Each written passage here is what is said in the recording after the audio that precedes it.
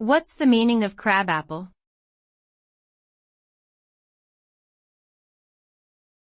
Crabapple.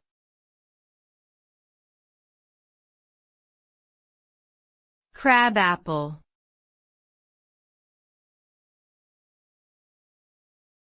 Crabapple.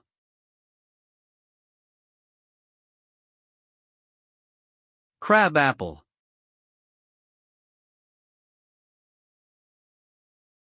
A crabapple is a small, tart fruit that grows on trees, belonging to the genus Malus.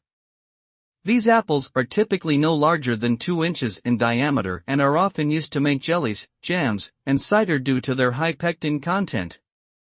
Despite their sour taste, they can be eaten raw or cooked and have a variety of health benefits, including being high in antioxidants. In addition to their culinary uses, crabapple trees are also valued for their ornamental qualities and are often planted for their attractive spring blossoms and colorful fall foliage.